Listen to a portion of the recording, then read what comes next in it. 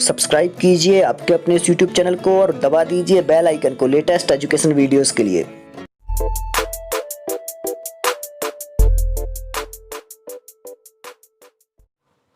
इसके पहले वीडियो में अपन 50 क्वेश्चन कवर कर चुके हैं और ये जो वीडियो है इसमें अपन आगे के 50 क्वेश्चन कवर करेंगे।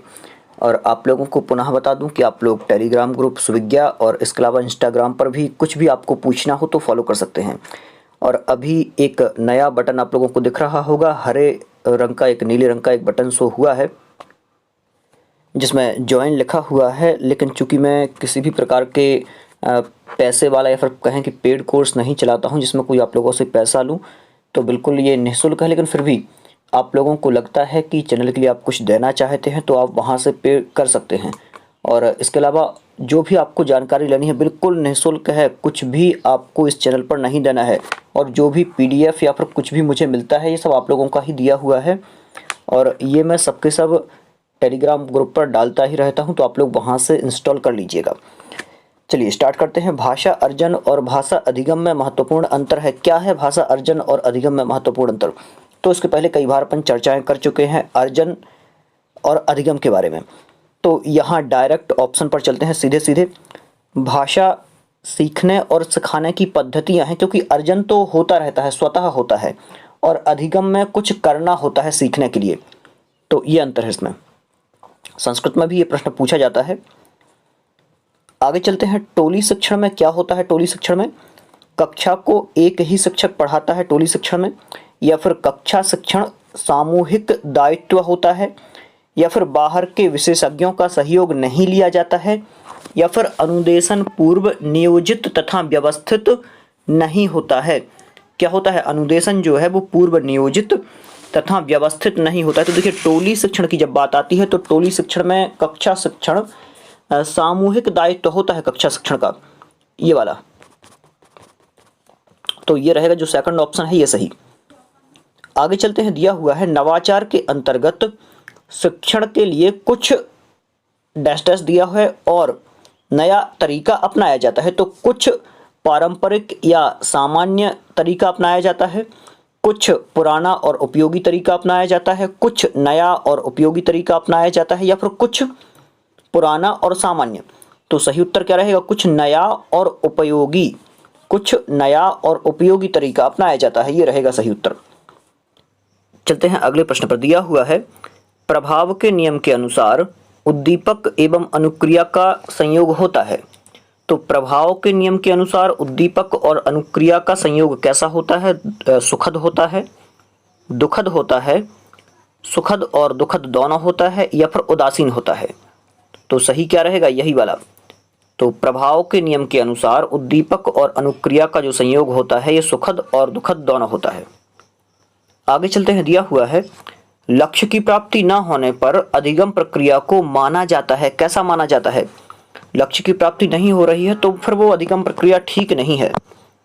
सफल, सफलता के समीप, असफलता के समीप, या फिर पूर्णतः असफल। तो डायरेक्ट अपन यही उत्तर लगाएंगे कि वो अधिगम प्रक्रिया ही ठीक नहीं है, पूर्णतः असफल ही हो गई। आगे, प्रतिचारों के सही चुनाव करने पर अधिगम प्रक्रिया पर प्रभाव पड़ता है। कैसा पड़ता है? सकारात्मक रूप से, धनात्मक रूप से, ऋणात्मक रूप से, या फिर आ और शा दोनों में। तो देखिए प्रतिचारों के सही चुनाव के बारे में पूछा है तो ये रहेगा सही, आ और सा दोनों। आगे चलते हैं। किंग्सले और गैरी के अनुसार व्यवहार परिवर्तन दोष का कारण है। किंग्सले और गैरी के अनुसार व्यवहार परिवर्तन दोष का कारण क्या है? मानव मूल्य हैं, अनुभव है, परिस्थितियां हैं, या फिर अभ्यास और प्रशिक्षण है। तो सही उत्तर रहेगा डी, द, जो कि अभ्यास और प्रशिक्षण है।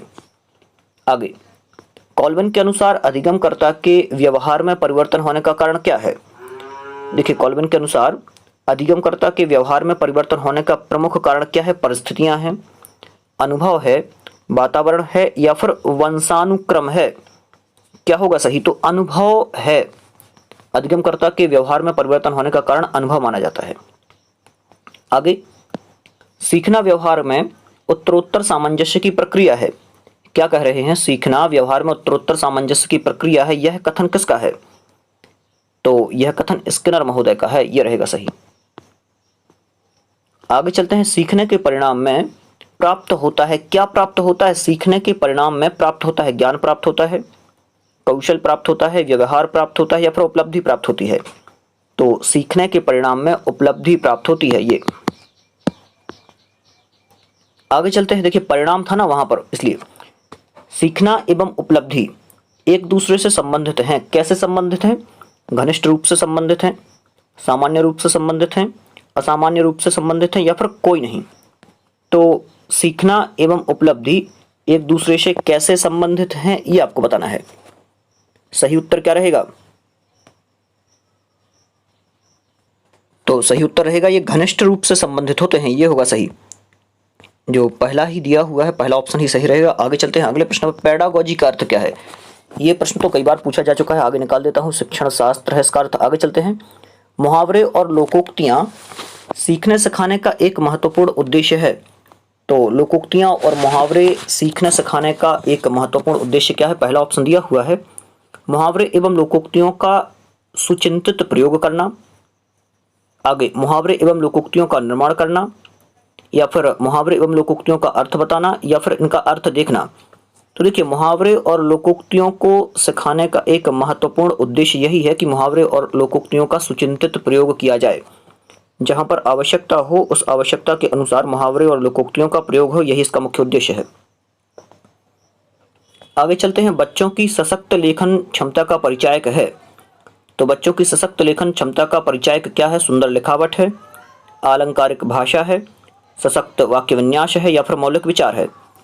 तो देखिए सशक्त शब्द आ गया, और जब सशक्त शब्द है तो सशक्त शब्द आने के कारण से इसका ऑप्शन जो मौलिक विचार है ये सही हो जाएगा। आगे चलते हैं। कोई भाषा किसी भी लिपि में लिखी जा सकती है। इस कथन पर आपकी राय है कि वह बहुत हद तक संभव है कि कोई भी भाषा है वो किसी भी लिपि में लिखी जा सकती है। बिल्कुल ठीक है। आगे क्या कह रहे हैं?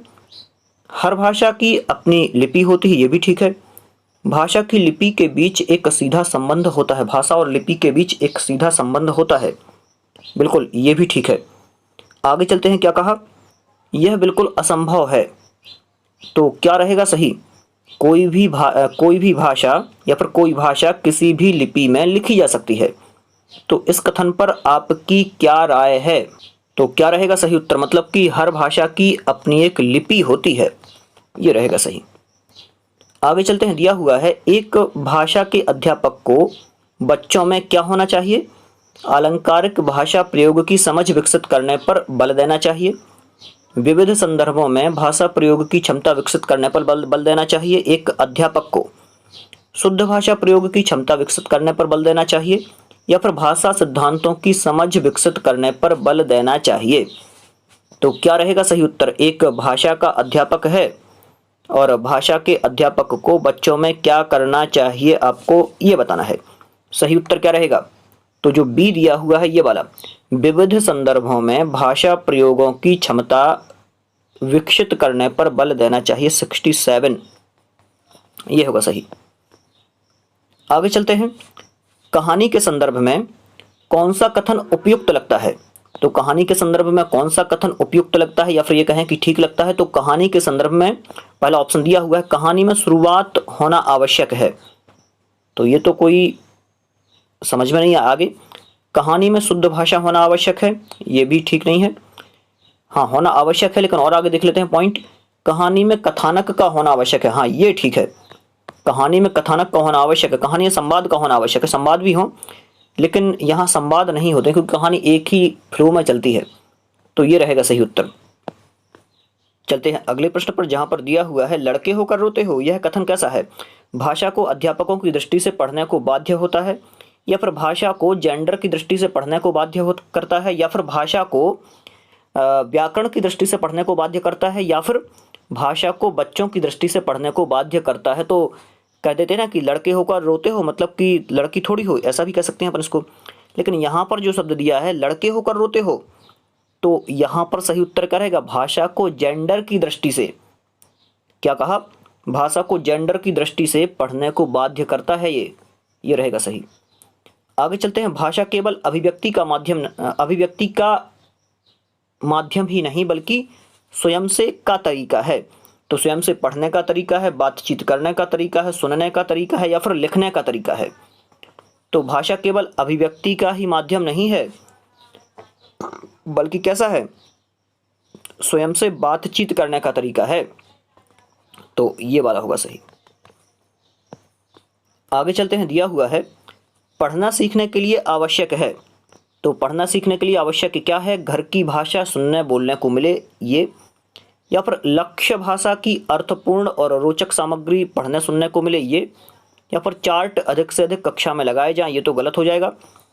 केवल लक्ष्य भाषा को सुनने का माहौल मिले तो ये भी ठीक नहीं है। क्या हो जाएगा, लक्ष्य भाषा को अर्थपूर्ण और रोचक सामग्री सुनने पढ़ने को मिले, ये रहेगा सही उत्तर।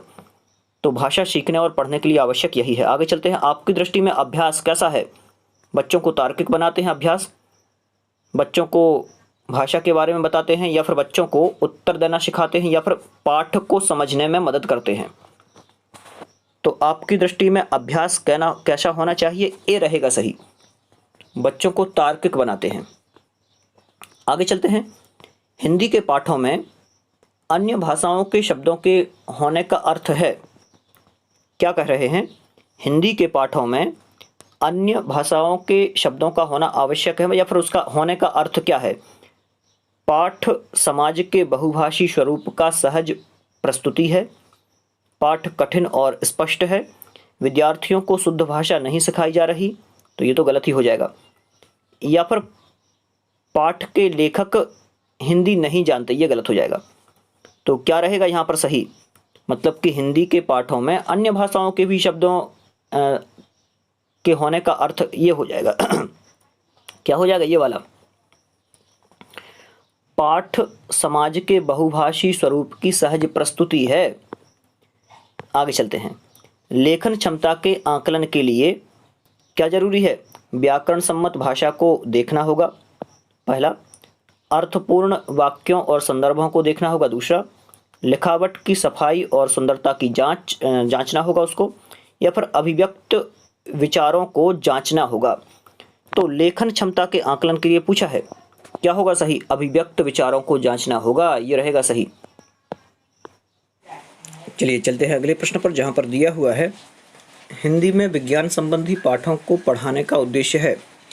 तो हिंदी में विज्ञान संबंधी पाठों को पढ़ाने का उद्देश्य यही है कि विज्ञान विषय के प्रति भी जिज्ञासा बढ़े या फिर विज्ञान के प्रति भी जिज्ञासा बढ़े, ये रहेगा सही। आगे चलते हैं, आप मानते हैं कि अलग अलग तरह की सामग्री पढ़ने के अवसर मिलने से क्या होता है, व्याकरण सम्मत भाषा लिखने को मिलती है, या फिर किताबों के बारे में जानकारी मिलती है, या लेखकों के बारे में जानकारी मिलती है, या फिर भाषा को विविध संदर्भों में प्रयोग करने की समझ विकसित होती है। तो यही रहेगा सही, ये वाला। आगे अगले प्रश्न पर चलते हैं, भाषा सभी विषयों के बारे में क्या है, ये बताना है। बहुत ही आसान प्रश्न है और कई बार ये प्रश्न पूछा जा चुका है। भाषा सभी विषयों के में है, तो कहाँ पर है, सभी विषयों के केंद्र में है भाषा। आगे, डिस्लेक्सिया के लक्षण हैं, डिस्लेक्सिया के लक्षण क्या हैं बताना है आपको। याद रखने में समस्या, देर से बोलना, आरू करना, नए शब्दों को धीमे सीखना, या फिर उपयुक्त सभी। तो डिस्लेक्सिया के ये सभी लक्षण हैं, ये रहेगा सही। आगे चलते हैं अगले प्रश्न पर, दिया हुआ है डिस्प्रैक्सिया। अभी प्रश्न डिस्लेक्सिया से संबंधित था और अब ये जो प्रश्न है ये डिस्प्रैक्सिया से संबंधित है। और इसमें कहा है कि डिस्प्रैक्सिया जो है, डिस्प्रैक्सिया रोग से पीड़ित बच्चों की समस्या है। तो डिस्प्रैक्सिया से पीड़ित बच्चों की समस्या क्या होती है, स्थूल मोटर योग्यताएं, चीज़ों को गिराए बिना थामे रहना, शरीर, यहाँ पर शरीर कर लें, शरीर के अंगों में तालमेल बनाए रखना, तो उपयुक्त सभी। तो डिस्प्रैक्सिया रोग से पीड़ित बच्चों की यही सारी की सारी समस्या हैं। आगे, शोधकर्ता डिस्कैलकुलिया बीमारी होने की क्या वजह मानते हैं। तो जो शोधकर्ता हैं वो डिस्कैलकुलिया बीमारी जो है गणित विषय से संबंधित है, और जो शोधकर्ता हैं इस बीमारी के संबंध में यही वजह मानते हैं कि जीन्स भी एक तो इसकी बड़ी वजह है और अनुवांशिकी भी बड़ी वजह है। तो दोनों ए और बी दोनों सही हो जाएंगे। आगे अगले प्रश्न पर चलते हैं, जहाँ पर दिया है जिन बच्चों में डिस्ग्राफिया पाया जाता है उनकी लेखन प्रक्रिया कैसी होती है। तो जिन बच्चों में डिस्ग्राफिया पाया जाता है उनकी लेखन प्रक्रिया तीव्र होती है क्या गलत है? कठिन होती है हाँ, धीमी होती है हाँ। तो मतलब जो बी और सी है ये दोनों सही रहेंगे। तो आज के लिए इतना ही रहने देते हैं, आगे पुनः इसी प्रकार से और भी महत्वपूर्ण प्रश्नों के साथ, और आगे और भी बहुत सारे वीडियोस अपलोड होने वाले हैं। तो आप लोग ये वीडियो अपने मित्रों को भी शेयर करें, और आप लोगों ने यदि सब्सक्राइब नहीं किया है तो आप लोग भी सब्सक्राइब कर लें, जिससे इस प्रकार के और भी वीडियोस आपके पास पहुंचे। बहुत बहुत धन्यवाद।